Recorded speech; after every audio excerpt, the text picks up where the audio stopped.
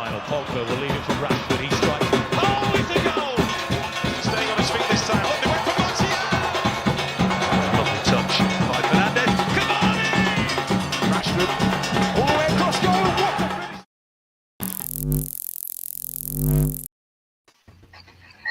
finish! Welcome everyone and welcome to All In, All United. Phil. Jeez, welcome to All In, All United. Woo! So guys, here we're going on, right? Now, I mean, and I guess the news is travel real fast, right? So, everybody know. It's a no big announcement we're gonna make here. We're just gonna be, talking about the facts, talking about certain things that's already out there, and giving our thoughts on it. Now, fellas, here we're going on, right? Now, today, when we were chatting before we live here, this was gonna be a real tough review to go through.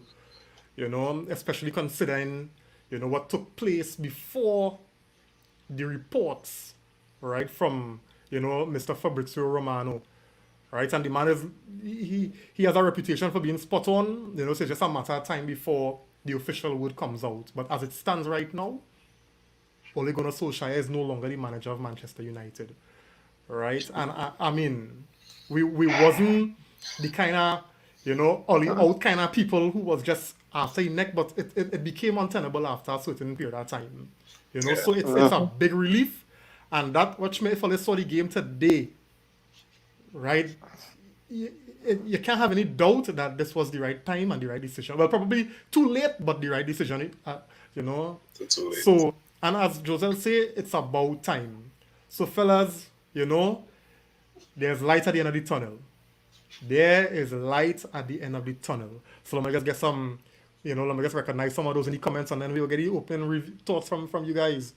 Hey, Keon Paul, welcome, buddy. Saying Ollie gone. David Gittins, thanks for joining, buddy. Saying Ollie out. Hey, well, yeah. Gittins, Genia Jones and Phil, right? Joselle, thanks for joining, buddy. Saying it's about time. Yeah, boy, yeah. I mean, too much. Dwayne, thanks for joining, buddy. Saying good night to you too. Tyreek, thanks for joining, my youth. He's saying it had to happen at some point, yeah. And watch me, this decision too late. That should have been done a long time ago.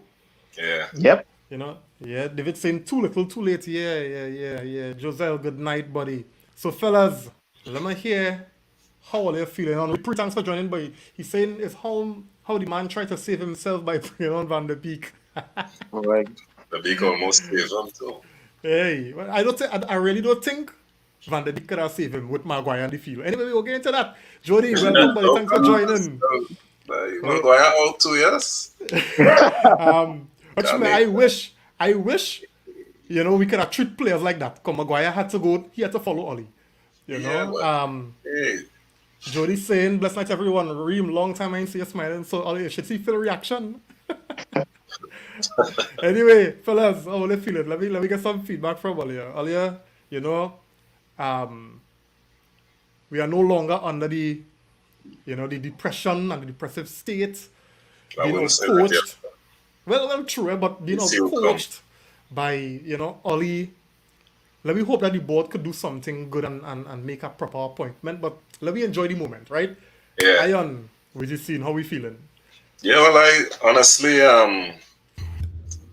this is one of the lowest I've ever felt as a fan to see Watford of all people. But I know that they're like this dogfight football and thing, but Watford, boy, with the quality of players we have.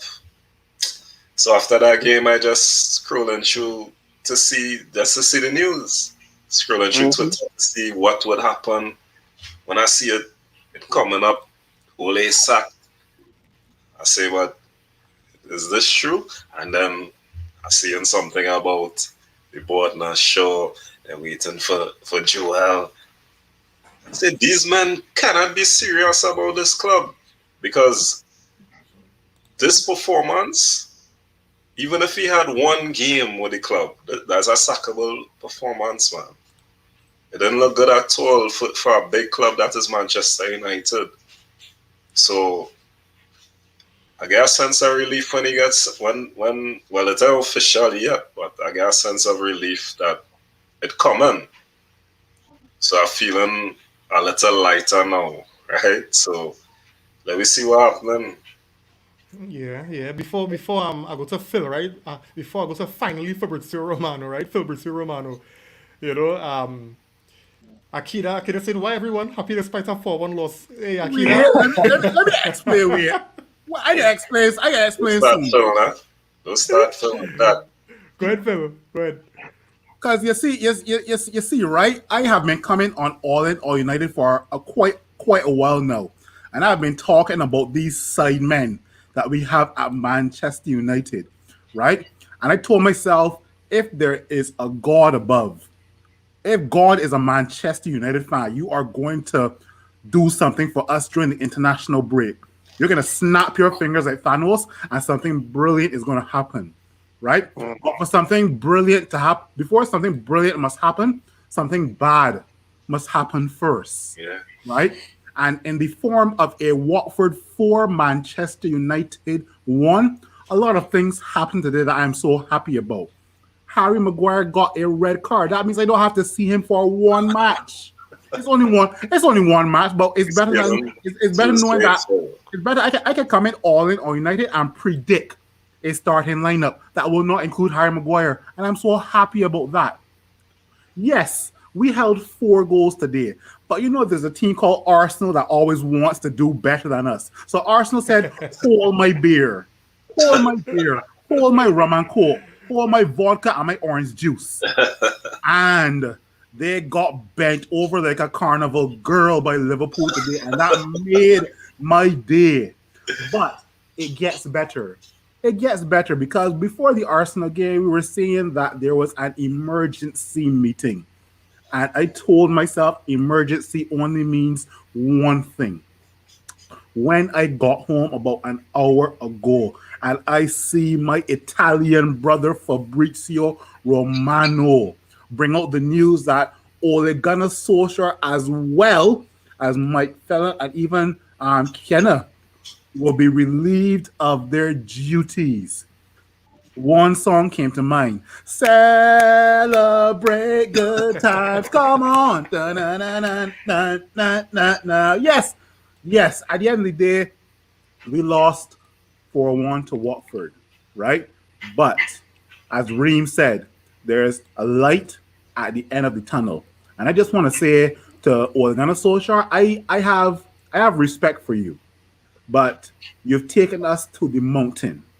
Now we need somebody that is going to take us up the mountain, right? It doesn't make sense flirting with the bottom of the mountain. We need somebody to take us to the top of the mountain, or at least take us halfway. You're not doing that, right? And I got to give kudos to Simeon because about 2 or 3 months ago, I was kind of ole in, right? And one thing Simeon said was that Big Phil, or he said to the panel at the time, he said, what makes you guys think that the tactics and the philosophy is going to change between now, and that was now as in like 2 3 months ago, versus 2 3 months from now, right? And that question kind of stuck in my that question kind of stuck in my head.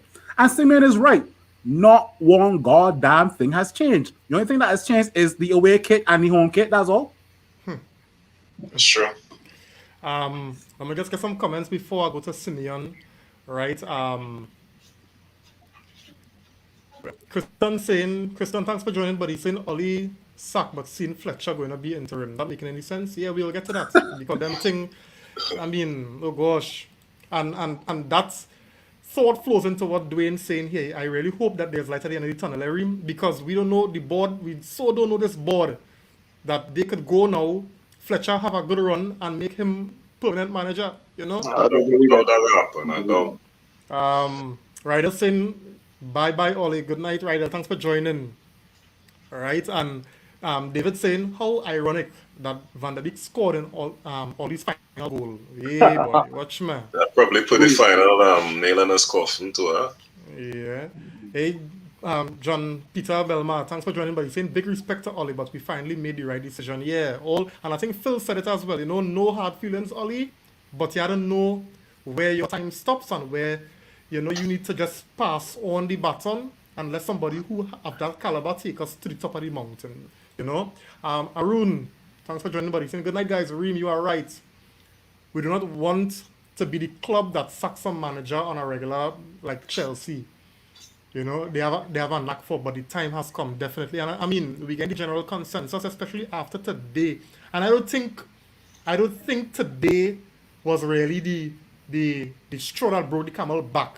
We were all convinced long before, even Simeon, as Phil was saying, we were convinced long before that Oli was not the one.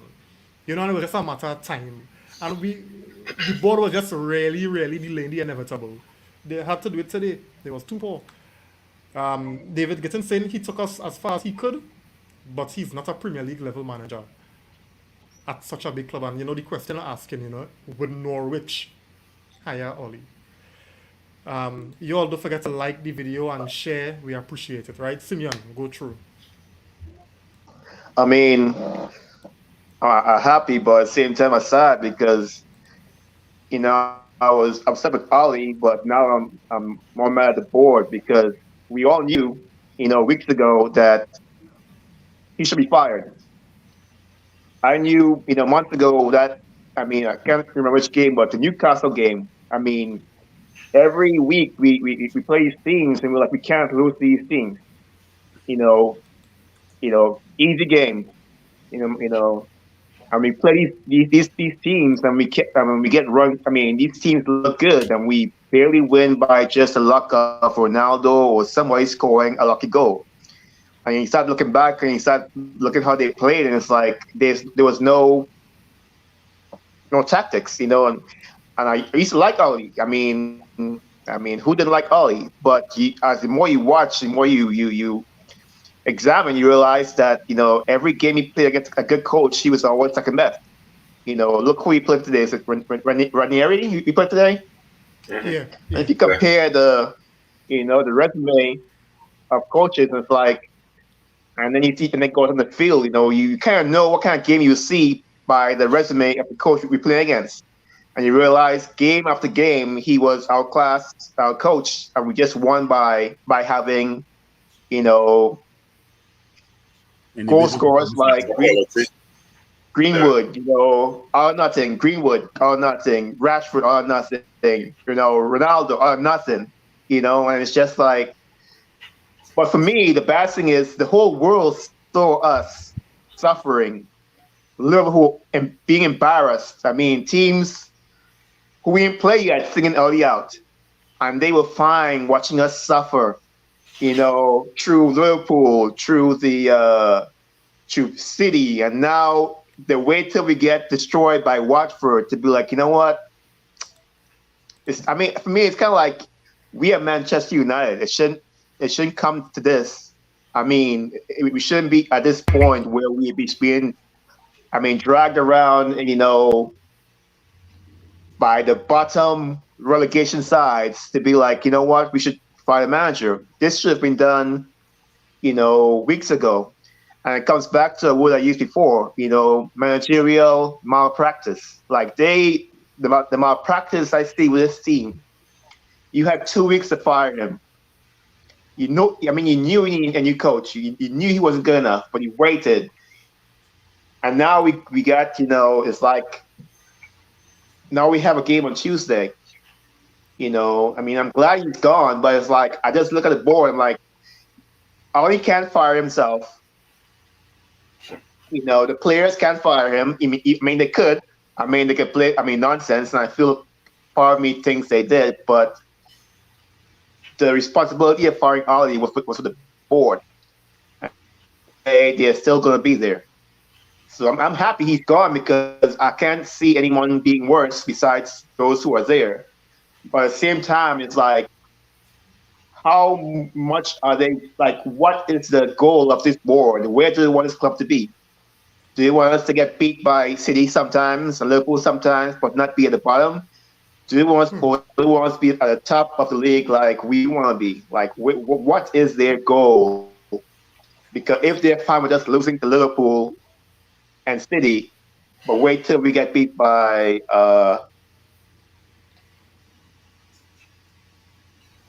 Like Simeon frozen. Yeah, like he froze there. One connection problem. Right, but guys, Simeon mentioned a couple of very, very interesting points, because I even at the Arsenal versus Liverpool game, you had the fans there singing Ollie at the wheel. Imagine that. Imagine that. Yeah, embarrassing one. Yeah.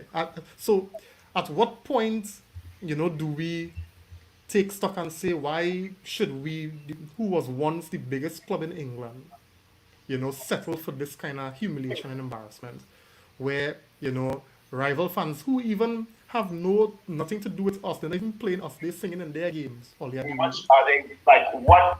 you understand what I'm saying? And then on top of that now, you know, you come to Watford, who are second bottom, right?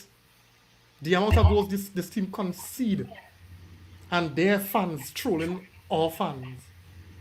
It had to stop somewhere earlier. And I mean, I really want to we don't want to dishonor Oli for what he did in terms of stabilizing the ship, because when he took over we were really at a bad place,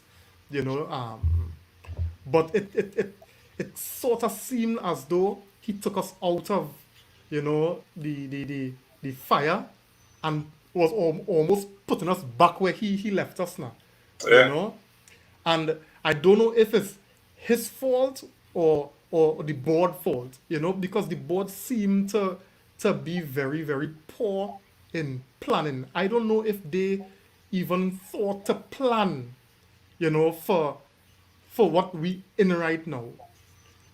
Simeon mentioned it, and I mean, Phil, myself, and Ian, we'd be talking about this so long. You had 2 weeks. 2 weeks. You don't think a new manager could have come in and at least work with players over the international break? That you had to come now and appoint interim managers, and we have a Champions League game, an important, as I might add, Champions League game on Tuesday or Wednesday against Villarreal. That's proper planning. What's going on with our board? I just wondering what was the board's thinking over the international break to keep Ole in, knowing that we have 2 big games. I mean, Watford wasn't supposed to be a big game, but 2 big games in Villarreal and then Chelsea. Everybody knew that it was inevitable that Ole had to go. It was dark clouds over Old Trafford. Everybody knew that. But what was the thinking of the board? He should have been sacked after Liverpool game, right? So we had enough time to recover for the international break. You bring in a new manager, you train these players and drill them. But now we have 1 day. We have 1 day to prepare for Villarreal without a manager. Yeah. I don't know what I'm thinking is that. Let me just get some comments here. Thanks for that, Ian. Jason, thanks for joining, buddy. Saying the comments on the United post went from us fans, hashtag Oli out to rival fans flooding, saying Oli stay. Yeah, that kind of humiliation we had to endure. Arun saying, I swear, when Harry got the red, I was so happy because I knew he can't play next game. I think Phil was saying that. Yeah. Kwesi, thanks for joining, buddy. Kwesi Riley, yes. He's saying all this sack talk. We're going here. We're going to be here again sacking another manager. The problem is above that. However, all you need to write out. Yeah, and this is a very, very, very, very important comment here, because, as we just mentioned, the board doesn't seem to know what they're about. They react on impulse. They react only in crisis. They don't plan ahead. Phil. I mean, two things, right? You mentioned the Liverpool Arsenal game. Look how much we've become of a joke when it's Liverpool and Arsenal, and yet the number 1 song in that ground at Anfield is always at the wheel. That's how much of a joke we've become, right? And with regards to the board, I would do a little defense of the board, right? Because the board or the Glazers bought the club in 2005. They've never had to prepare for sacking a manager between 2005 and 2013, because we had Sir Alex Ferguson, right? So this is kind of, I don't want to say it's all new to the board because they have sacked the likes of David Moyes and Van Gaal and Mourinho, but like they're not at the level of like a Man City or even a Chelsea who go through a lot of managers, right? So I I heard Fletcher or Carrot will be considered for the interim job. I am not so confident about that because Carrick was the guy under Ole Gunnar Solskjaer. And he's the guy that was learning from Ole Gunnar Solskjaer. Yes, under Mourinho too. Yeah, but Cat is like Carrick's brain is like a sponge. It's like it just don't hold nothing, right? Like I like and that's not even Ireland. Ireland, that's not even the worst part. This guy played under Sir Alex Ferguson. Yeah, but Phil, you made a point, right? You said Yeah. the Glazers didn't know about sacking people. To be honest with you, Ferguson was just a plaster over the Glazers' nonsense.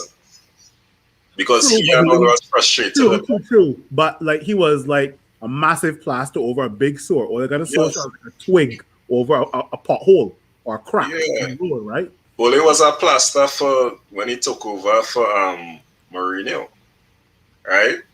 But that was supposed to be it. Ole was never supposed to be United manager, but he did a good job in revamping the whole system, which was, unfortunately, Sir Alex Ferguson left in a mess. Right? He left the club in a mess. I wouldn't say I wouldn't say Sir Alex Ferguson left the club in a mess, because remember, as you all were just saying, he was just a big plaster, covering over the deficiencies of the owners that he was employed by. So what Sir Alex Ferguson was really doing was making magic out of what the resources he had. And it's only after he left, then people were coming to the realization that hey, the Glazers need to invest, and people were actually starting to see now that the Glazers were the problem, right? So I wouldn't say Sir Alex Ferguson left a mess. I would just say But that people saw the truth after he left.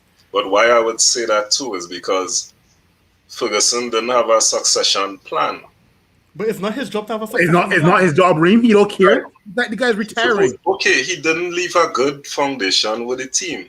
And then they bring Moyes, who does not have an idea. The man left. The man left How us. to run a big club. The man left us uninformed Van Persie, a Wayne Rooney. That's one of the best strike partnerships. Yeah, but we in didn't even have a United. good midfield then. And We still had the same Michael Carrick there. I say Michael Carrick because a lot of people just tell me Michael Carrick is one of the most underrated midfielders out there. So I said, okay. As a Let me just player. get some comments. Let me just get some comments here, guys, and then we'll come to Simeon, right? Dwayne saying this game totally, literally, just watched it, and all the goals going in, the performance, and I was totally numb. I didn't care. We've been numb 8 years, and we're going to continue to be numb with this board in charge. Yeah, I think the board, we actually recognizing where the board and their incompetence is really impacting on the club. Getting saying here, knowing the board we have, they will probably cut costs on the coaching staff, and we would be in the same predicament again. I hope I'm wrong. Yeah, that's sad. That's real sad. yeah, the board needs to go. Everybody know that. Davian saying Oli would have never left because deep down he knows this is his first and last time managing a top club, and that is so true. Unless he goes and reinvents himself and does some kind of magic, I really don't see Oli getting a job like this again. Hey, man like Chef on the inside, what going on, buddy? Saying, good night, brothers. Finally, he gone. Yeah, boy. Today was embarrassing, ridiculously embarrassing. Jody saying, Reem, Reem is like, Oli made us jump out of the pot into the fire. Yeah. Well, John Paul saying, we took too long to put a stop after Liverpool was time. And I really can't remember which one of you all on the panel here mentioned it. It looked as though the Glazers made the fans turn against Olina, Go through Simeon. I mean, like I said, we keep blaming Ollie, but I mean, Ali is, Ali believes in himself. He say what about him? He probably loves the club. He probably figures he can do something. I mean, everyone thinks they're great at their job, but it's up to your boss to tell you how good you are. It's up to your boss to say, hey, I look at your numbers, you're doing good, or you get a performance report. Like that's just management. That's how you run a business. You run a team. Like your boss tell you, okay, well, this is. I know you feel you're doing good, but look at the results. We need better. Like Ali was never. He's always gonna be. He's never gonna sack himself. He's never gonna say, okay, well, team losing, I can't do that. That's not. He was a player. He probably figured, well, I can work something out. Even though it's up to the board, his bosses to tell him, okay, well, it's not working, we're losing, but that wasn't even. I mean, it makes you question, like, what are they watching the games? Are they paying attention to what's going on the field? Because I'm not a big tactician, but anybody can watch our games and knows that we're not set up to win in almost any game, and it's evident in every game that he's not good enough, and no one came down and said, you know what, that's it, and it's just sad that we get to this point where he has to go, or he's fired, like he should be. But at the same time, the board that should have known he's going to be fired at some point have no replacement plan. Conte, I've heard, Conte, whatever you call him, he was there. He wanted a job. He has that mentality to shake things up and get stuff done and turn teams around. And we didn't go for him. Now he's at Tottenham. And like, I'm just sad that we are so backwards that I feel like we're taking a step, but I don't know what the next step is where our foot's gonna land. What's the next step gonna be? We make that jump, but what are we gonna land up at next? And it's just, we at Manchester United, I just can't believe we are in this spot where we have no one lined up. Like, there must be a coach, an old coach somewhere that can take a team from now till the end of the season, somebody that you have faith in that can coach, because Ali was so bad. It's like he wanted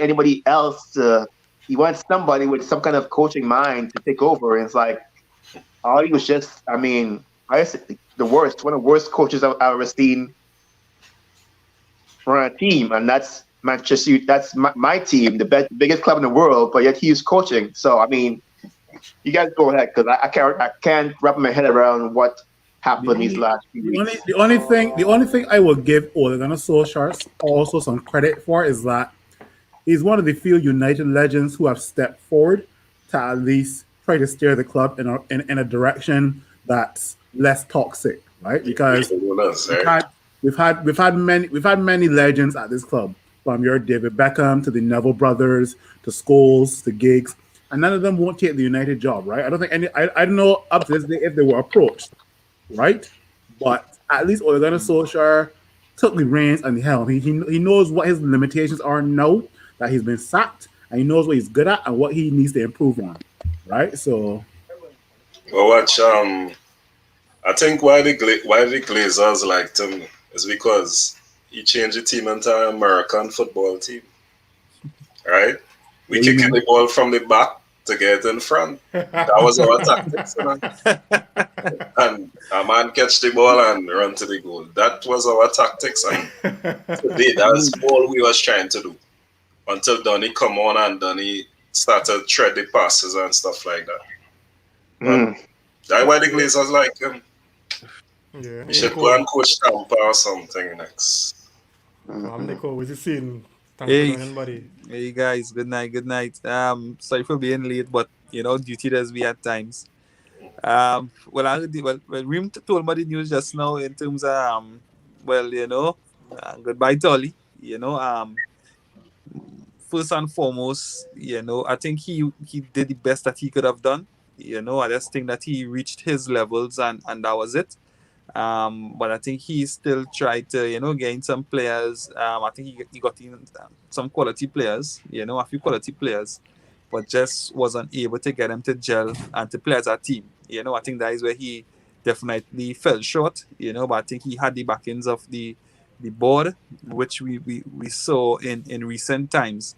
And the past coaches really didn't get the backing of the board, it would have took some time for him to maybe get some of the deals that he wanted, but I think what would have also led to his demise is that lack of not getting that midfielder, or to really sorting out his midfield during the summer, because the entire fan base, even people who from outside looking in, knew that our weak link, was our midfield, and I say engine room, and if your engine room fail, and I see part that connects the front to the back, if that isn't working, then your team won't be able to work. And I think that is where he failed to really rectify that issue.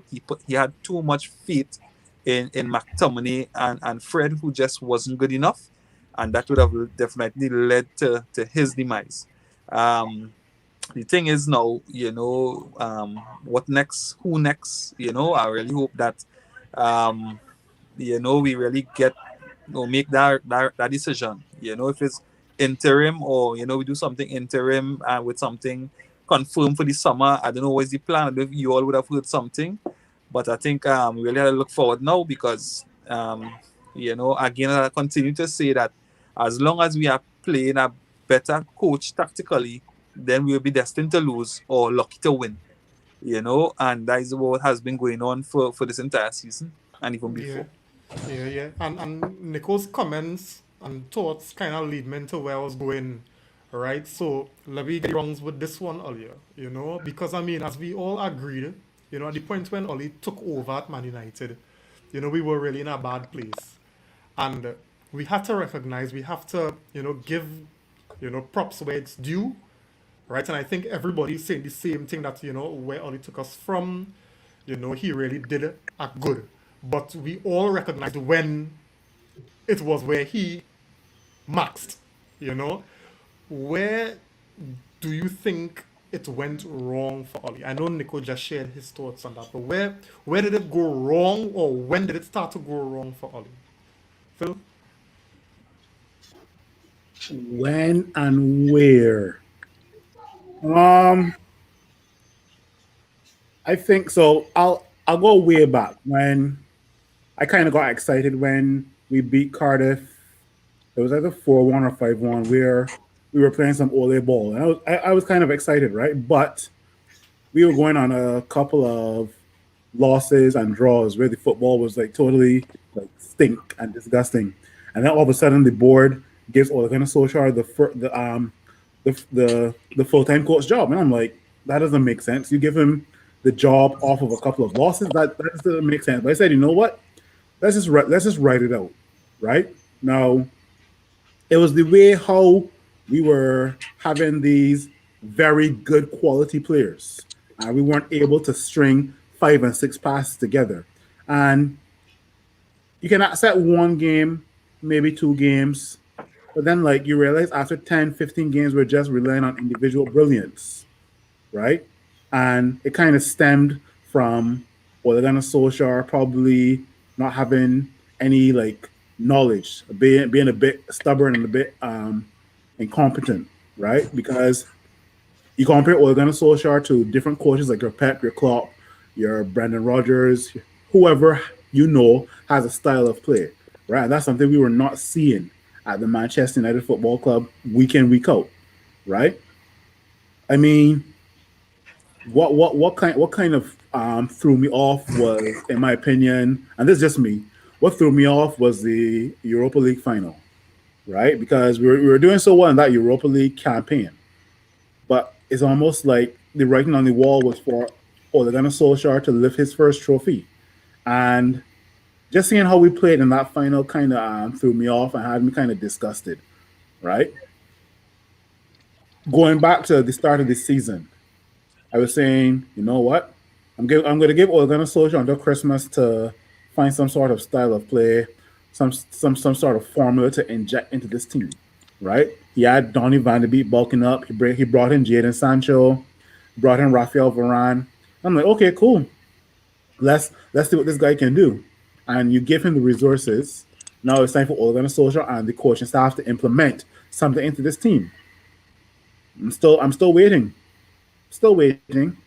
But I think football is a strange game because before this season, Ole Gunnar Solskjaer had the likes of Pep Guardiola in his pocket because Pep Guardiola had never beaten Ole Gunnar Solskjaer. But I didn't want to hold on to that as a Man United fan. I didn't want to hold on to the unbeaten run that we had as well too. Right? I wanted to be consistent on all fronts, whether it was at Old Trafford, whether it was away, right? So like I'll finish off, right?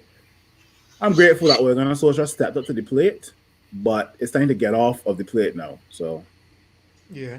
So I come to Simeon. Before I do, I just want to remind you all, we have a lot of viewers. We just want you all to continue to like and share so we can get the comments out, right? We know a lot of people will be, dying for some good news. I mean, and all due respect to Ollie, but this is good news for us, Simeon, where did it go wrong for Ollie?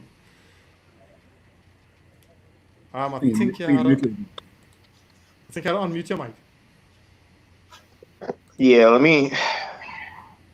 it's hard to say because I feel like coaches started figuring out Ali like a long time ago. Like you started seeing like what Ali wanted to do and started to counter it. And like you saw like this year you saw it more and more. Like even the coaches with the weaker teams were figuring out that United can't defend. They can't defend on a counterattack.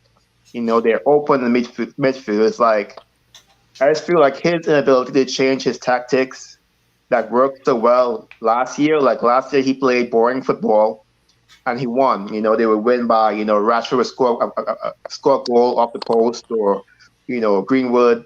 Like a lot of stuff he did last year, and those 1-0 wins that we were happy about. But and he called them slim margins, whatever you call it, like slim margins. Fine margins. Fine margins.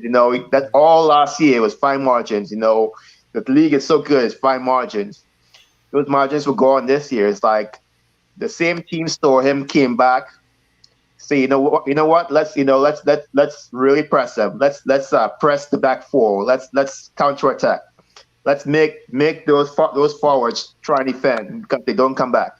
I just feel like more and more teams figure out how to beat this United side, and we were so slow to react to those things. The Newcastle game. They played. I mean, they found ways through our midfield like nothing. We won the game, but the blueprint was there. I mean, that's why I was like, wait a minute. If they had more quality, they would have won this game in the first half. And as the season continued, we played better and better teams. And those 3 goals, which we were going to, we could have been scored against by Newcastle, started to go in.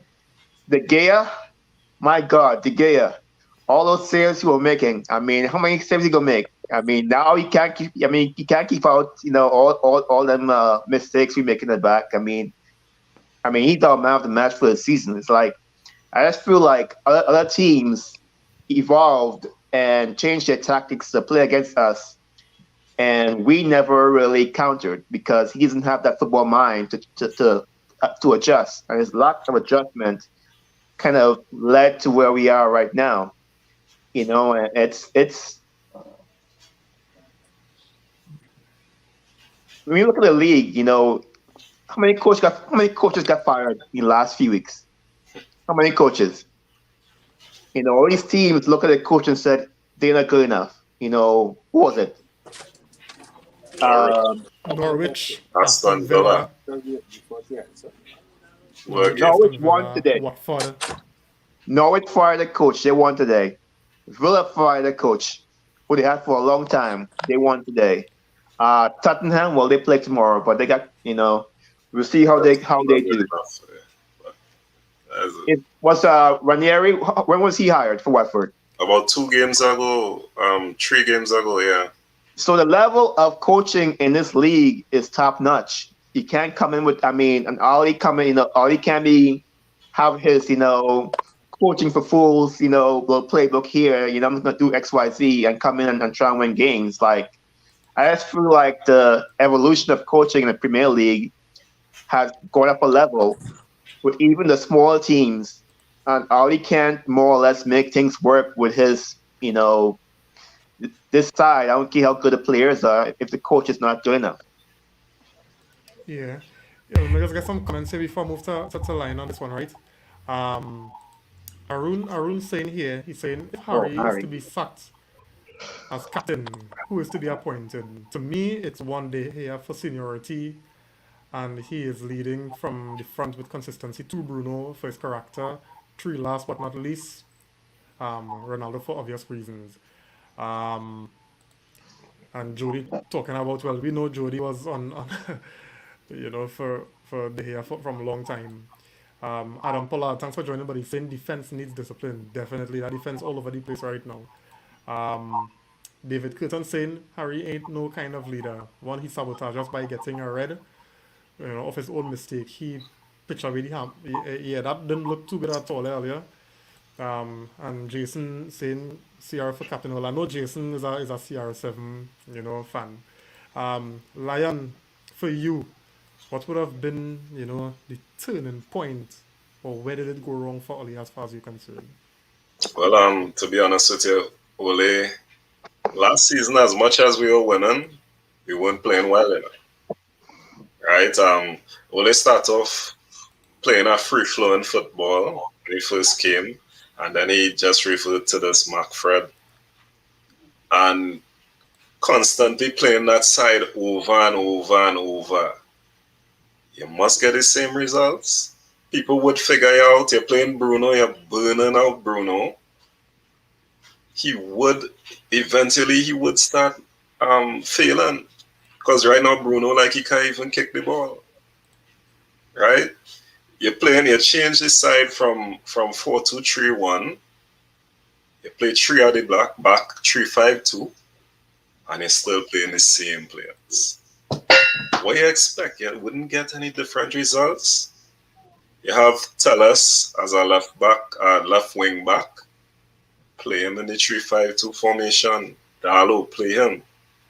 But they're playing the same players. So, for me, where it went wrong, he changed the formation to McFred. Well, that is our formation right through now, McFred.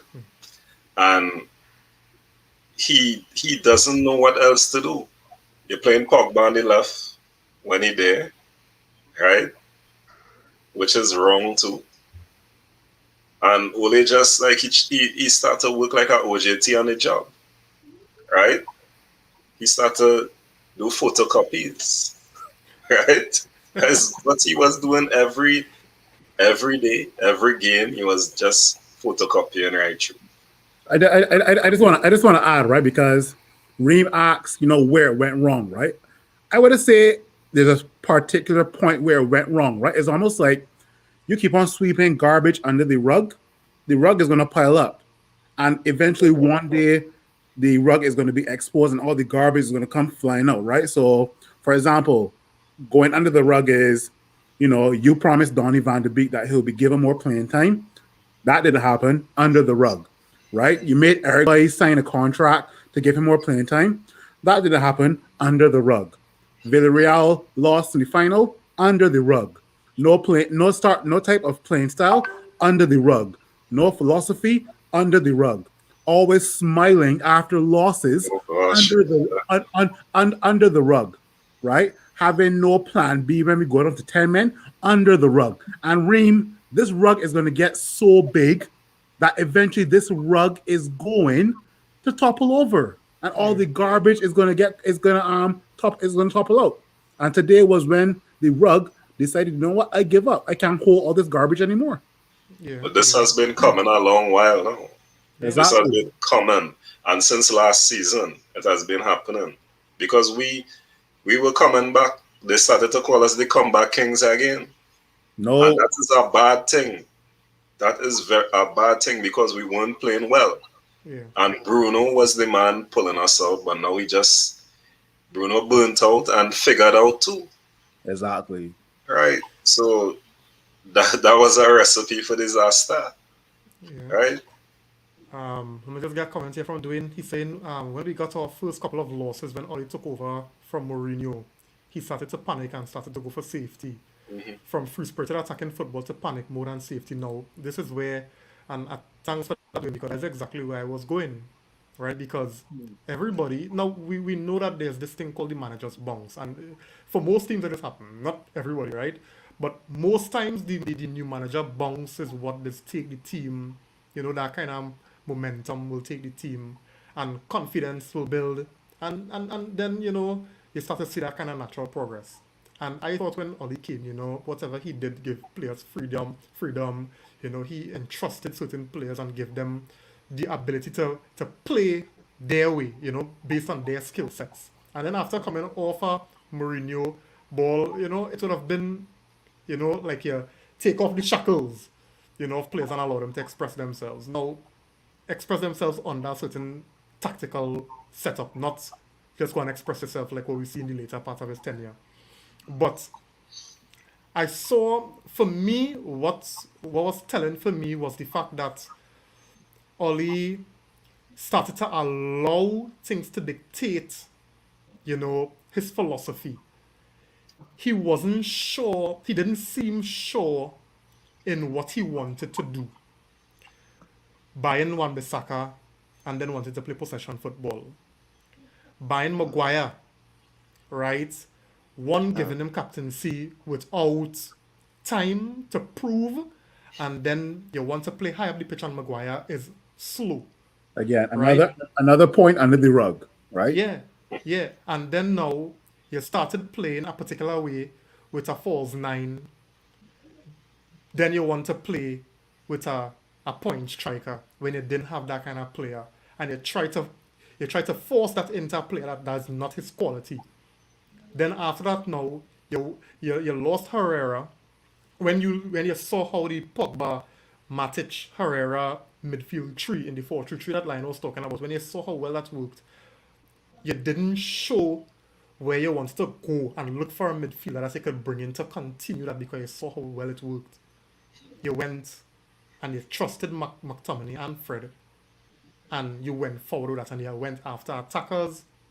You went after, certain players that he almost seemed as a fan as opposed to a level-headed coach. You went after the best. Well, let me get Sancho, let me get Ronaldo, let me get this one, let me get that one. So I have all the best attackers.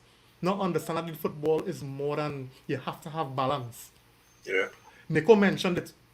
Everybody knew, the least of the fan base would have known that, hey, McTominay and Fred not going to take you over the line, right? Why it is after 3 or 4, how much windows Oli would have had? Probably about 6 windows, Outside. and not one proper midfielder. Yeah. So these are the indicators for me where I was seeing, and then you all mentioned it as well. The football wasn't pretty, it was hero ball, right? And Dwayne mentioned it as well. He started to panic and get very, very safe, and that is why Fred and McTominay became so very, very important and critical to him.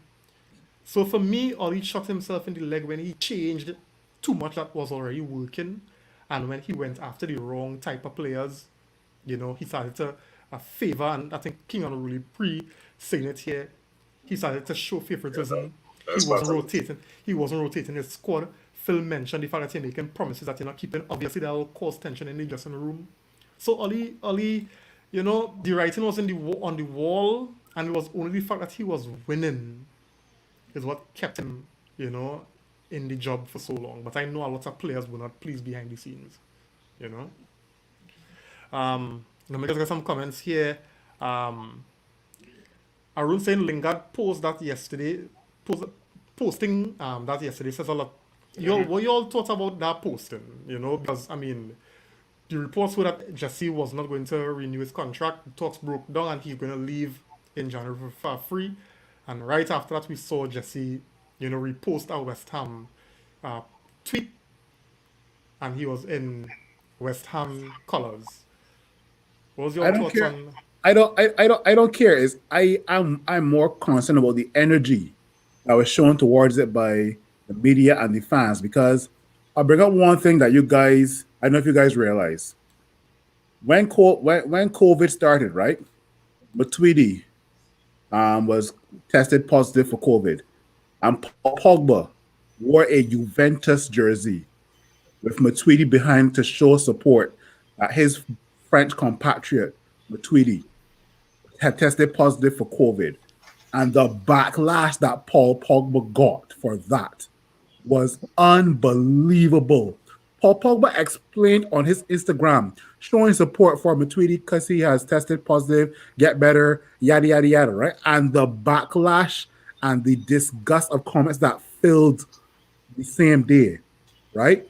And now Jesse Lingard showing his signature celebration in a West Ham jersey. Disrespectful. In a West Ham jersey. He will never get the same energy that Paul Pogba got because one, he's English. Two, he's a Manchester United graduate. He won't get that same energy. But Yeah, as Lion said, I was surprised. I was surprised to see Ole even trying to put him on today. Because as a manager, as a real manager, a player does that. He not seeing that side again. But you think that could have been done under Sir Alex? Hell no. He wasn't even he would have to train by himself. Hell no. Yeah. Ole don't have it. He has certain man management skills, but when it comes to pressure, he would do nonsense under pressure. But the only man he really dislike is Donny boy, but he had no choice to play him. But you saw how brilliant Donny was in that second half. Donny is a good player, but forget the goal. This guy was tracking back and winning balls and taking balls. And he was shredding the pass. And this guy was stringing and starting plays, buddy. And that's the guy you had on the bench for Fred and Scott. Boy, get the hell out of here, boy. And I think that was a big part of Ole being sacked too, because you bring on Donny and he looks so good. He changed the game. And why you not playing him? You have McTominay who don't even come for the ball, right? Invisible. He hiding behind the opposing player. You have Donny who coming for the ball and looking to make a positive play, right? Like, I don't know, boy. Reem, the rug big, Reem. The rug is big. And the rug spilled out today. I wanna ask a very, very controversial question, but I just want to get two comments and then I'll pose it to Simeon first, right? Dwayne saying here, no, we totally understand why we totally understand why Van Gaal walks in the interview like he's on top of the world, winning the FA Cup.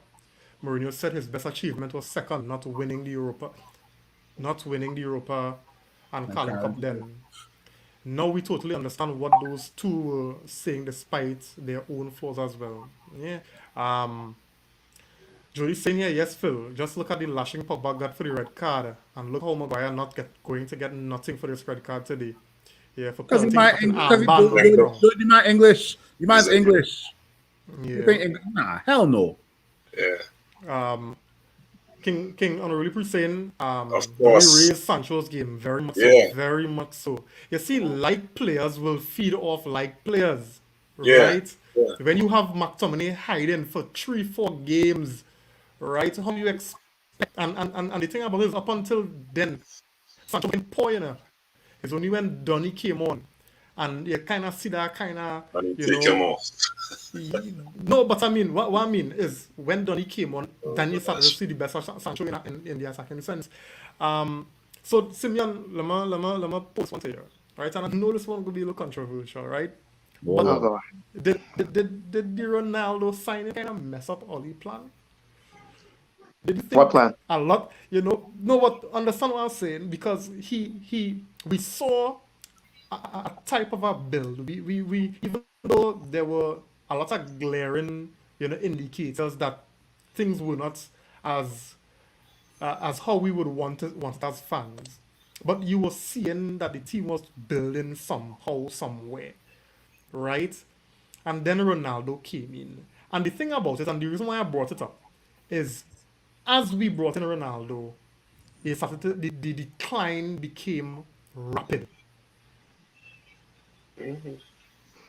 Mm. I know how to answer that question, but I'll let Simeon answer it. I mean, it might have accentuated a few things, but the decline was already there. I mean, the first few games, if you watch those games, nothing really changed since then. The results probably, I mean, Ronaldo being up front probably is not, Ronaldo needs a team more than the team. How am I going to phrase this? Ronaldo needs a team around him to score goals. You're not going to kick the ball up and Ronaldo going to run through 5 players and score goals. But the issues I mean, if you've had Rashford was injured, but if you have guys like Greenwood and who was that? Martial wasn't really clicking on all cylinders, but like Cavani, I mean, I can't put the decline on Ronaldo because the cracks were already there. I don't know why, I don't know if I could put it on Ronaldo himself, but Ronaldo is not going to dig you out. I mean, Ronaldo will score some great goals if you give him a chance, but he's not going to create chances for you.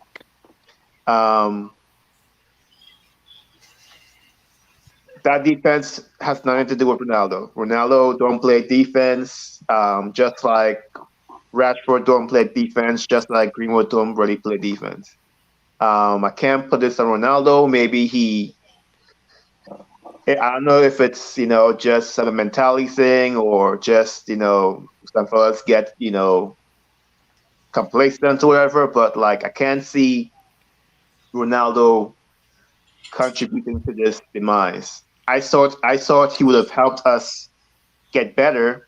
I thought he would have put pressure on Ali. I thought he would have, put pressure on Ali to be a better coach and put pressure on the whole team to up their game and be better, but he just more or less was there, got mad and went home. I didn't see any real,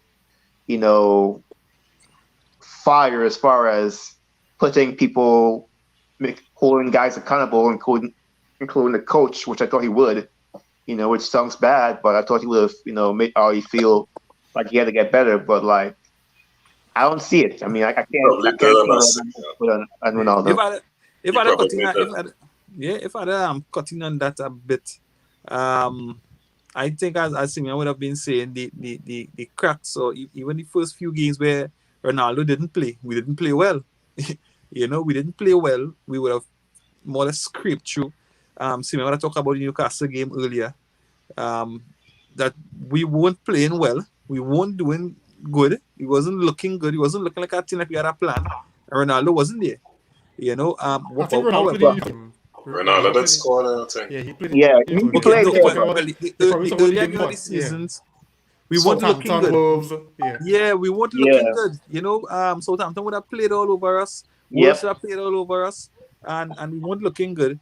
But what Ronaldo would have done would have saved Oli from getting the axe earlier. Because if it wasn't for Ronaldo, we would have been out of the Champions League. We would have been fighting to play in the Europa League. Because the Atalanta game that we came back from, we would have lost. Right? The Atalanta game that we draw in Italy, we would have lost. The Villarreal game that we won last gasp, we would have lost. So, and with those losses against Atalanta, Villarreal, and Young Boys, right? Oli would have been out of a job long before now. But let me pause this thing, right, Nico? I will put Reem on the spot for 5 seconds, right? Because it's a good question that Reem asks, right? But I could go back to maybe 2 or 3 episodes ago where Reem and I agreed, and I think the entire panel agreed, that there was no service coming to our forwards. That's why the likes of Martial and Greenwood look very suspicious, right? And that's why they will be given player ratings of 5 out of 10 because there's no service coming to our forwards. Whether we had signed Ronaldo or not, you think Mason Greenwood or Cavani or even Rashford when he had got back fit would have been given service? Of course not. But we have the players to do that. All right, so more, and this is Have what I the want to get. players. This is what I want to get at, because Ronaldo kind of, while he brings a lot to the team, he kind of brings a little bit of a problem in that you can't drop Ronaldo. Does Ronaldo, and I think Simeon mentioned it. The team have to play for Ronaldo, right? So whatever your setup is, it has to cater for Ronaldo. So Ronaldo doesn't come and say, well, hey, I want to play this way, right? So Ronaldo, you will chuck in here. Rashford, you will chuck in here. No, that's not how it works. And that's how it's obtained before, right? And this is why, and if you check, throughout the season, one of the better games we played, and I'm not saying it because I have any personal bias, but one of the better games we played, this season was the Newcastle game, and that was the first half, right? And Ronaldo didn't play. And you saw the Everton, sorry. The Everton. That was the Everton. Everton, yeah. Yeah, Everton. Right, and the front three who started was Cavani through the middle, Greenwood on the left, and Marcel on the right. Right, and that Marcel was on the left. Yeah. On the left, sorry. Yeah. Anyway, Yeah. the front three was Marcel, Cavani, and Greenwood. Yeah. And that was the best bit of football we played, because it was high intensity. Cavani was doing a lot of work that Ronaldo will not do. Right? But the fact that Ronaldo is there is almost as though his substitution to come on was planned. Where Cavani came off and, well, Marcel came off. And after that, now, because we didn't have that kind of intensity and that kind of cohesion up top, the level dropped and we ended up drawing the game against Everton. Yeah, Right but now, all the other games as well. You can't blame it on Ronaldo. I'm not blaming it on Ronaldo, but what I'm Because saying is, Cavani wasn't fit enough to play the game anyway, and we've seen how Cavani is struggling with but- injuries. So right. if we were to depend on Cavani for that style of football, then he would not reliable enough. Yeah, no, but the point I'm making- Ole's style suits Cavani better. and because this is the Ronaldo point I'm has to making. What style, Iron Lion? What style? Listen.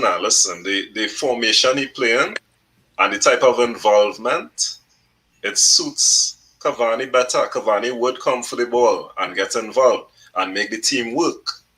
Right? Ronaldo That has been Cavani's style of play for a while now, from Napoli days. Yeah, but it suits what Ole trying to do. When Better. you look back at the start of the 1920 season, when he started with James Pereira, and even with Lingard and Rashford and Martial, they were all pressing together in unison. And we came here on many reviews, and we spoke about how the team was pressing together as one. But you have to press together. If you don't press together, then you'll have a breakdown, and the press won't make sense, right? And this is what we stop seeing. We stop seeing that, and I'm asking myself, right? If the fact that Oli, and not only that, the expectation with Ronaldo is that you must win, right? So when Ronaldo comes in now, you can no longer play how you want to play. You have to play to cater for. I can't agree with that. Because I can't agree with you. If you're saying that the expectation with Ronaldo is to win, then the intensity of the pressing should go up. Yeah, but Right. Because you want to but win. Ronaldo You not pressing. don't press Ronaldo not enough. pressing. Ronaldo not pressing. Yeah, but Ronaldo alone don't have to press. It have We other don't players press on the team. enough. Are we seeing Bruno pressing? Are we seeing Rashford? Right, Are we seeing so- Greenwood? so- Are we seeing? Right, So, so the we point cannot is- put that down to Ronaldo. We Right, cannot so put if- that down to Ronaldo. So what I was saying, right? If you're having a press, right, and one person not doing the job, then the press will not work. So if But you we know don't you press can't at tell, all. right? We don't press at Because No, you yeah, can't no, press because the man not I pressing. can't. No, because I just see Ronaldo squeezing man. Does be squeezing man on top, and when he look around, it have nobody else pressing. Thank Bruno you. does. no Bruno one always else like that. Bruno always. Ole come up. So yeah, I can't play down to Ronaldo. It's real difficult for me to But the press- play down to Ronaldo. Let me press just get some car work comments. with Let me Roma just get Bayern some and comments. Let me just get some comments before I come to Simeon here, right? Because this is what we're talking about here. Been saying if Ronaldo mentally today, he would have buried the chances Donny gave him those passes, the threaded passes today, as Lion said, was like silk. No way Fred could have done that under pressure. Yeah, Donny put some nice balls onto Ronaldo. Yeah, Ronaldo could have scored at least a hat trick today earlier. Ronaldo Sakole, man. Ronaldo Sakole. Nah, Yeah, the man fed up pull him out. The man fed up pull him out. I fed up. John Paul saying here, Ronaldo is not the problem. Oli couldn't deal with this type of player. Ronaldo didn't come to vacation, so he came with high expectations. He's also saying here, Ronaldo coming highlighted the fact that the midfield was unable to effectively get the ball to the forwards. Joe saying here, you have to play to Ronaldo's strengths. The second half, when crosses coming into the box, is his strength, but Ronaldo can't play to the team's strength. Christian saying, I agree with Reem. It's very hard to say, but Ronaldo's signing made us worse. Sancho and Varane ain't really playing much, so basically the same team from last season with the inclusion of Ronaldo. So we playing better last season now. So we playing better last season or now with Ronaldo. And finally, he's also saying, I think Ronaldo disoriented the team because Pogba start off the season on fire. Bruno the same. After Ronaldo signing, these men gone missing. You have to accommodate Ronaldo a lot too. He can't drop Ronaldo, and Ole don't have the personality to drop Ronaldo. Yeah, I mean, then he can't be coached then. I mean, that's why he can't be coached. If he don't have the personality to drop Ronaldo, I mean, if Ronaldo's the problem and he can't press, I mean, if I'm the coach at Ronaldo, you run until you can't run no more. You have how many strikers on this team? You got all these strikers on the team. Tell Ronaldo, or you play, or you press as hard as you can for how many minutes. When you're tired, we can pull you off, put somebody else in there. And then, because we have enough strikers, that's all we have is strikers, right? Yeah. All we have is strikers. So Ronaldo do what he can for how long and pull them off. I mean, if your coach can't get your team in the best situation to win, what's the point of him being there? I don't care if the fans want Ronaldo. Take Ronaldo's bird. If you're the coach, think that this can make a team win or be better, fine, do it. I don't want my coach to be scared and be, the fans ain't gonna like me if I do this X, Y, Z. That's not the sign of a confident coach. Well, that's what happened after the Everton game because he gets so much bashing. So even Ferguson bash him, and then Ronaldo starting every game after that. And Ronaldo is what, 37 years? 36, yeah. Yeah. But here's the thing, right? We can always come back to these comments about if Ronaldo has the team disoriented and Pogba and Bruno go missing, right? Let's bring in Ten Hag. Let's bring in Zidane. And let's come back to this conversation 6 months from now. And let's see what the position we're in. Well, that's what I'm trying to say, Phil. Yeah, I agree with you. Ole just wasn't good enough for that. Wait. Why we go to Ronaldo and we leave Maguire out? We just can't keep up with Maguire. Well, I also said that with this high press, we can't do with Maguire there. Simeon, that's the thing, right? We can need a different episode for Maguire. I'm sorry, boy. Well, Maguire at the end of the day, I don't think we can't do a high press with Maguire in our backline and Lindelof. I'm sorry. You know what he does do, Phil? Watch what he do today. He played the man onside. He watched the man onside. Every game. And putting up his hands so offside. Every game. Lion, what did I just say? We need a different episode for Maguire. You guys can't tell me about Maguire. I have been done with Maguire since last season, buddy. You can't tell me about Maguire. Maguire's dog shite. Maguire plays a forward. Capitan. What you do? This guy going scoring a goal versus Albania and doing this here. I like a damn idiot today. You think boy Lion? I am done with Maguire, boy. I care nothing about Harry Maguire. I'm done with him. You lose the ball and then take out the player. Oh gosh, boy! When I see that, I say, nah. This man I might have the audacity to think that he's our captain. He's your captain. He's not my captain. Yeah. Done with that. Hey, boy. So guys, I think we've come to the end of the podcast today. Thanks guys for the comments and the likes and the shares. You could still like it as a token, and you could still share. People might be able to get the end of the your closing comments, all right? And then you could always watch it over, right? So what we want to do, guys, we just want to get some closing thoughts. We don't know what the future holds for our club.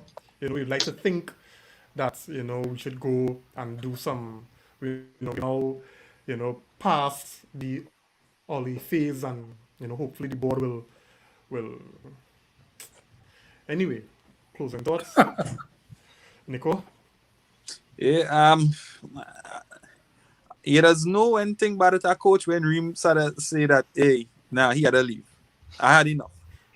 Because normally Reem does be real patient. Real patient, hey, give him time, give him time. But when it reached that Reem say, Yeah, boss. Nico, that's enough. I can't take no more. You sure as I come.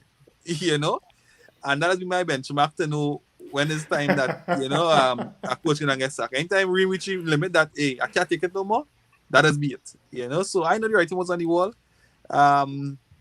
Again, I wish him the best. I know definitely after this tenure, uh, if he really couldn't make it with the quality players that we have, then I'm struggling to really see him make it big anywhere else. But you never know. He might have learned from this. And as Reem does always say, he might get the background staff or the right background staff behind him to cover for his deficiencies. So if you are deficient in tactics, and analyzing other teams to prepare your teams for for games, maybe he might get somebody to do that. And he might come out better on the end, for himself. On United side now, I think is really patience. I really don't want us to run in with a coach and we regret it. Down at the end of the season, or a year from now. I really want us to go for a coach that where we could identify, a pattern, a style, a brand, wherever it is. Of course we don't want to be actually defensive, but we want a manager that understands the game, that we could look at our team play and enjoy our team play again, because it has been a while where we have really enjoyed watching Manchester United play. And even if we lose sometimes, which is football, but at least we could stand up and say, hey, we created chances, we played well, it was an unfortunate goal, we lost, hard luck, we bounce back and we go again. Because we've seen it with Liverpool. Liverpool are winning every game, sometimes they're drawing some. But you know what? When you watch their team play, you can identify that, and as let me say, whoever is a Liverpool fan, they could still enjoy the game now. And to me, that is where we had to reach to. We know that, in everything else, this has life with their ups and downs, and we understand that, but we can't be done right through. And that is the Right, problem. true. Yeah. So I hope that we really the board, make the right decision, and really get somebody in that, could really put the pieces we have and make them work together, and also bring in the one or two that we're missing, and really get this team, because we have quality players all around the pitch, to get this team firing and challenging teams, because if we can't challenge Watford, then we're in a bad state, so yeah. Yeah. Simeon. I mean, I ain't got much to say, but I just want standards returning to this club. I want to see the next whoever it is. I don't care if it's interim or permanent coach. Bring back standards and competence to this club. I just feel like we've been a joke for too long in this league this year. I think the respect for this team, the club, the fans has gone out the window. I think we need someone that could bring it back, not next week, not tomorrow, not next month, but tomorrow. I think we need someone that could, get us our respect back. I mean, I think too much has been lost in these last few weeks that it's gonna be hard to get back. We need a competent coach that demands greatness from the players. I mean, that's what I want. I want to see someone that cares for the club as much as the fans do. So I just want, standards return to his club, competence, glory man United. I mean, that's what we sing, glory man United. We're not about, we go again, we get better. We want to win stuff, and I want to see this club get back to the point where we are expected to do so, and not have every team in the league singing "All the Other Wheel." So Iron. Yeah, as much as we were looking forward to get Ole sacked, I am honestly I'm not confident right now. Right, I reached a point where the team or the coaching staff took so much confidence out of me that when I look forward to the next game, it's like, let's see what happens today. Right? Normally we might go up to a team and we know we're going to win. But now it's like I don't have any confidence. Ole sack now. I don't have confidence in who we bring in because it's like who out there? Who out there trying to come to United now? Right? So as much as we're saying there's a light to the end of the tunnel, I really can't see it at the moment. So hopefully we get somebody who could steady the ship and bring some sort of style of play to the quality of players we have. And I will build back my confidence as a fan. That's the most I can say right now. Yeah, Phil. Yeah, I mean, good show, guys. And with regards to the things that transpired today, definitely thank you, Ole Gunnar Solskjaer, for, I guess, bringing United to the mountain, right? But the board has realized that we need somebody who can take us up the mountain, right? And most fans for the last probably year were saying that Ole Gunnar Solskjaer isn't the right person for the job, right? My question to the board is: you're so you're thinking business first. So as a businessman, you want to have revenue first and gain profits, right? So let's use some common sense. You bring in a manager who you think that can get us back to winning ways. Winning ways equals trophies. Trophies equal more fans coming into the stadium, which means that more merchandise and more jerseys will be bought, which means that profits will come in and revenue will come in, right? So I wonder if the board is going to think that way, or are they going to take this whole option of making Carrick and Fletcher the interim, and they go on a good run of 3 or 4 games, and all of a sudden they hand them a full-time contract, and then we're back here on All United in 2022 saying that Carrick must go, Fletcher must go. I've had enough of them. I don't want to come back here next year 2022. Well, if you guys have me on, I don't want to come out here and say, you know what, Carrick is not the man, Fletcher's not the man. Why didn't we go for Ten Hag? Why didn't we take Zidane? Right? Bring in a quality manager and make that right decision, right? And that's all I got to say. Yeah. Mickey Rampasar, thanks for joining, buddy. Saying how did you find Donny was very good today, buddy? Donny was very good. Very, very good. Quality. I mean, and Nico mentioned it because we was talking during the game, and I was really annoyed with the performance. And I mean, the question why the board took so long to make the decision. By the end of the day, Ollie has been a good man manager. He has always represented the club with pride, in press conferences. Even though of late I stopped watching them, he would always represent you, defend. He wouldn't slate anybody. He's a good statesman, and I saw the Sky Sports interview that he did today.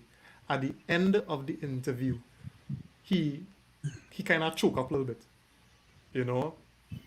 Yeah, and that for me, it kind of hit me, and I was like, it didn't have to reach to this place, It didn't have to reach here. I didn't want to see Ollie choke like that, on international TV. And for me, I could have seen that was the end of Ollie, and the reality, even though, it was a relief to finally hear it. I mean, not officially though, but I mean, more or less confirmed, right? But while it was a relief for me to hear that, at least now we don't have to worry about this, I felt for him because I mean somebody, I think as Nico mentioned it, you know, Oli, he really believed, he loved the club, and everything he did with best intentions, right? So unfortunately it had to end like this. But this is the industry that we in, and I mean, you live by what you die by what you live by, you know. And Ollie, you know, Ollie had his favorites. You know, Ollie wasn't willing to change certain things, and you know, I said it today to somebody I was talking to. Ollie's favorites would have been the ones that you know got to be sacked. You know, the likes of the McTominay, Shaw, Maguire, these guys who were consistently poor, right? And he didn't make a decision to give somebody else a shot, give Bailly a shot, give Donny a shot. You know, bring in Tellers. Why you're not utilizing the players that you purchase, The who biggest rotate your squad, squad? biggest squad, Yeah, that big you know, squad. and Use yeah, this, yeah, and you had a lot of players who were there who were despondent. They know that they're better than what they're being given. You know, the opportunities that they're being given. And when you see the likes of the club captain doing the kind of nonsense we saw him do today, right? Even Luke Shaw been poor all season and he keep playing games. Maguire poor and he keeps starting games even injured. You know, so Oli has fallen on his own sword, you know, to put it like that. And I mean, start to see, you know, something that was so promising end like this, you know, where we had to reach the point where we was calling for the man to leave. You know, I was always telling myself that I didn't want to reach back to the place where I was with Mourinho, and Oli brought me to that place. You know, I could only hope, as you all would have said, that the board, who I don't have much confidence in, would make the right decision, take the time, as Nico said, and appoint the right person. You know, I really don't think Carrick and Fletcher, you know, are the right people because they worked with Oli. So I don't even know what to expect on Wednesday, you know, or Tuesday. I don't know what to Tuesday. expect. I don't know what to expect, but I hoping that the board do the right thing and hire the right person, whoever that will be. You know. Awaken, thanks for joining, buddy. He's saying apparently Carrick and Fletcher will be interims whilst we wait for a new manager. From what I read, is they'll take charge of the team for Champions League midweek while we look for an interim manager. So I'm not sure, right? Ray Ramlal, he's saying so happy Ole go on have some best. And who would you guys like to see as manager? That is a real good question that I do even know. You know, I think that is the job of the board to be always thinking proactively. You know, not reactively like we've seen here now. We had 2 weeks and they come after Watford. Why? Because Oli say that, you know, we could be a wounded animal going against Watford. Anyway, so guys, it was... After tonight, I don't want to hear about Ole ever again. Hopefully, he gets a job in KFC as a manager. I don't want... I kind of oversee right now, to be honest. So the manager KFC on a wicked by wicked. Oh my. He's also saying, Vicky also saying your personal opinion, not judging. Yeah. So guys, thanks You again. talk about the manager, I guess. Talking about the manager, yeah. Who you might think the best manager now? I really don't know. I mean, I really... A tough call. hard A to tough say. call. Yeah, it's A a real tough tough call. Because watch me, all Man United is a very, very difficult job. The team seriously imbalanced. You know, you're gonna ask somebody to come in and have to deal with McTominay, Fred Donovan, De Beek, and Matic. That hard all year. That really Maguire. Yeah, Maguire, yeah, Shaw. That's hard all year. Trust me. Yeah. So whoever coming in, they had a work cut out. So Yeah, for real. I really don't know. Yeah, I don't know. not an enviable task or position at all. I'm telling you, and even, I mean, look, Zidane not convinced. You know, they're trying to get Zidane, but Zidane. No, I think his wife doesn't want to move to England or something like that, they were saying. I think that's a main factor in his decision. I mean, I love the club all year by running from that walk, but people go hate me. Yeah. I mean, accept that, people go hate me. I am not running because Man United gives away free money. I'm sorry. Free money, Yeah. boy. Put me on a 3-year contract. I do shit for 2 games, fire me, and I set for life, buddy. I got $7 million. Free money, boy. Let's go. They going on with money and plenty money. Yeah, and I was saying Zidane could afford to take that risk because Zidane have titles behind us. He have Champions League. He have, you know. Yeah, but remember, So- Zidane still early in it too, so his reputation too now, but you don't want to go there. You know, but he would have a rep. He have a rep already. No, what I'm saying- Let's say we hire Zidane. A worst case scenario, a year down the road, we fire him. You really think Zidane is not going to get higher again? Come on, he's not old enough. Because he He's not already old has enough, pedigree. huh? He done make his name already, you see. Exactly. Yeah. But Jose Mourinho still getting jobs after United. Man get Spurs job. Man get Roma job. Yeah. And Yeah, this, that's is our a very, reputation. this is a very interesting comment Eric made here, because what I was listening to a podcast, and what they were saying is Zidane, one of the things that worked for Zidane at Real Madrid is he was also a very, very good man manager, right? And one of his qualities was his relationship and how he used to deal with his players. And if he doesn't know English, then there's a very, very big block, you know, will affect one of his key qualities now, you know. So I don't know. Biggie and Ronaldo had to translate for them. Yeah, but I guess that could be also part of his development as a coach, you know, because Bielsa don't speak a word of English. He does have a, you know, somebody translating for him, and he does get the message across. But You Bielsa, know? That's why they get all Alex too. no, but the thing about Bielsa was never known for his man management, and you know, he was always a tactician, you know. Yeah. So anyway, so guys, I think Jamal's saying here Varane will help him out. Yeah, but you're Varane in all the meetings. you're one-on-one with everybody, Varane. You know. So guys, you know, I mean, let's see where the team goes from here. See you all on the next one. I think Tuesday we'll be back to review the Villarreal game. Have a good night, everybody. All right, good night.